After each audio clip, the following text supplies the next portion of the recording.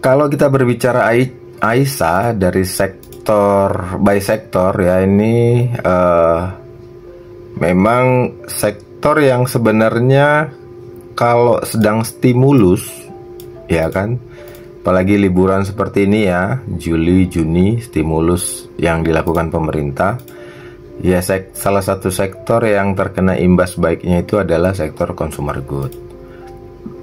Tapi sebelum kita ke situ, secara teknikal ini kalau kita lihat teman-teman ya, secara teknikal ada gap di sini setelah kenaikan nih. Kalau kita mundurin ke MA50 nih, setelah dia break, dan setelah break ini besoknya langsung gap di tanggal 30 April. Nah gap ini sebenarnya peluang ya untuk teman-teman bisa tunggu atau sabar untuk dia tutup gap ini. Memang ada beberapa sih perusahaan juga yang polanya seperti ini ketika kenaikan di April itu.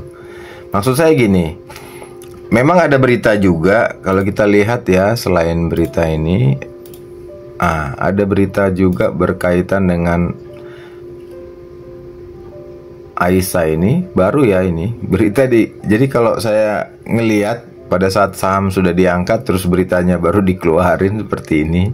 Tuh, teman-teman bisa lihat ya, FKS Food Sejahtera raih SPEX Award 2025. Bukti nyata transformasi menuju bisnis kelanjutan. Oke, beritanya bagus, tapi sebagai pelaku pasar kita harus melihatnya secara jeli nih.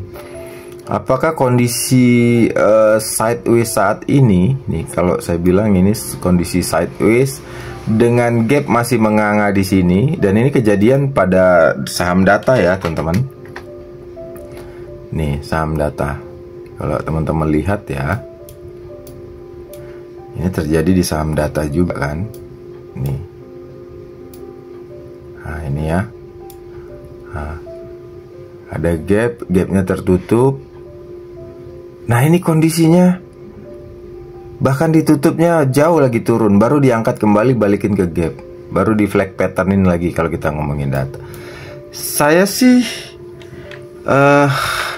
menyarankan mending sabar ya, karena itu tadi saya bilang good news is a bad news gitu.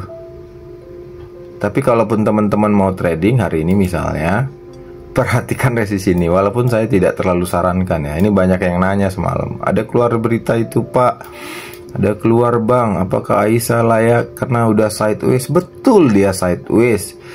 Seperti yang saya ajarkan, sideways disinyalir bandar sedang mengakumulasi, apalagi kalau volumenya gede gitu. Tapi ketika gap ini terpampang nyata di sini, saya pikir ini kita harus berhati-hati di situ. Itu aja sih yang harus kita tuh sensitif. Kalau enggak nanti kita dimakan sama market makernya gitu. Gitu ya. Wah, ini keluarin berita, ini bagus nih, mumpung lagi rame nih gitu, mumpung lagi habis gajian nih tanggal 1 nih, gitu-gitu ya teman-teman.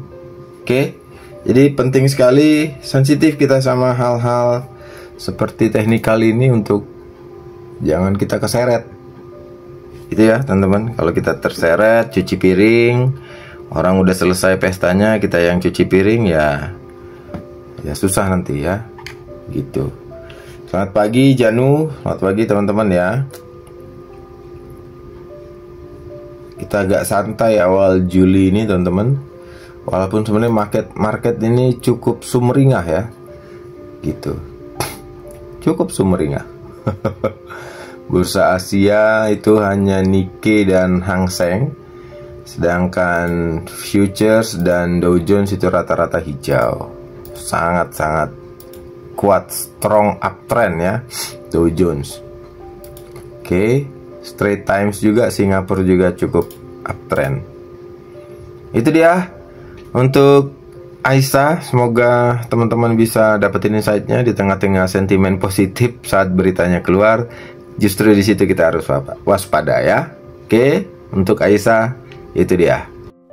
kamu mau terus dapetin ilmu dan insight-insight menarik seperti konten berikut ini tadi, jangan lupa subscribe, share, dan like sebanyak-banyaknya biar channel ini terus dapat berkembang. Terima kasih.